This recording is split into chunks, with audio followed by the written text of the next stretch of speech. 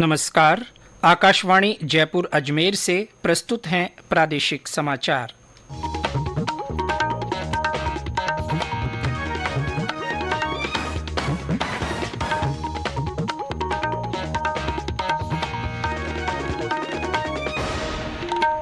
समाचारों के साथ मैं जितेंद्र सिंह पूनिया।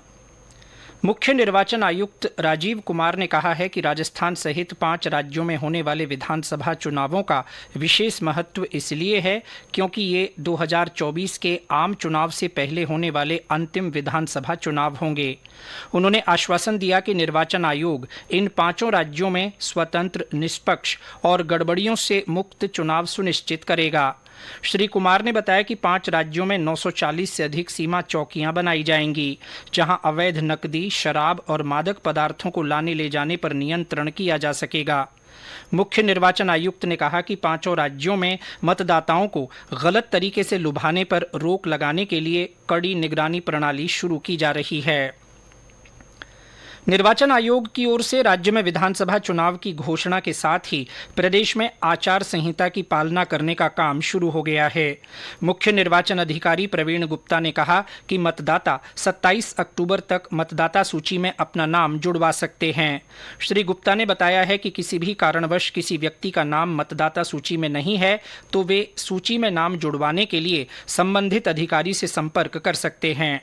उन्होंने बताया कि इस बार दिव्यांग और बुजुर्ग मतदाताओं के लिए घर से ही मतदान करने की सुविधा दी जा रही है। इसके लिए उन्हें 4 नवंबर तक इस सुविधा के लिए आवेदन करना होगा। विधानसभा चुनावों को लेकर आदर्श आचार संहिता लागू होते ही प्रदेश में विभिन्न राजनीतिक दलों की ओर से तथा सरकारी योजनाओं को लेकर लगाए गए पोस्टर, बैनर और होर्डिंग हटाने का काम शुरू हो गया है। जयपुर सहित सभी जिलों में जिला निर्वाचन अधिकारियों ने इस बारे में आदेश जारी कर सभी तरह की प्रचार सामग्री हटाने को कहा है। अधिकतर जिलों में धारा 144 भी लागू कर दी गई है। पुलिस प्रशासन की ओर से संवेदनशील और अति संवेदनशील क्षेत्रों में फ्लैग मार्च भी किया जा रहा है। All India Gem and Jewellery Domestic Council (GJC) 15 अक्टूबर से ज्वेलरी शॉपिंग फेस्टिवल IJSF आयोजित करेगा। 22 नवंबर तक चलने वाला ये फेस्टिवल देश भर के 300 शहरों में आयोजित किया जाएगा। GJC के महानिदेशक ने बताया कि इस फेस्टिवल में 200 से अधिक शहरों के 3000 खुदरा ज्वेलरी विक्रेताओं के माध्यम से 1,20,000 करोड़ रुपए का व्यवसाय होने की उम्मीद है। उन्होंने बताया कि इसके माध्यम से ज्वेलरी इंडस्ट्री में रोजगार के अवसर पैदा होंगे। आज विश्व मानसिक स्वास्थ्य दिवस है। मानसिक स्वास्थ्य के बारे में जागरूकता बढ़ाने और सकारात्मक बदलाव को बढ़ावा देने के लिए यह दिन हर साल 10 अक्टूबर को मनाया जाता है। इस वर्ष का विषय है मानसिक स्वास्थ्य एक सार्वभौमिक मानवाधिकार है।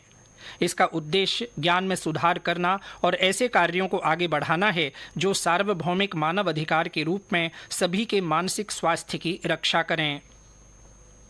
प्रदेश में मौसम शुष्क बना हुआ है। ज्यादातर इलाकों में सुबह और शाम हल्की सर्दी का एहसास होने लगा है। पिछले 24 घंटों में सबसे कम 16.1 डिग्री सेल्सियस तापमान सिरोही में दर्ज किया गया। भीलवाड़ा में 18.5 और डबोक में 18.9 डिग्री सेल्सियस तापमान रिकॉर्ड किया गया। वहीं सबसे ज्यादा 37.9 डिग्री सेल्सियस तापमान कोटा में दर्ज किया गया।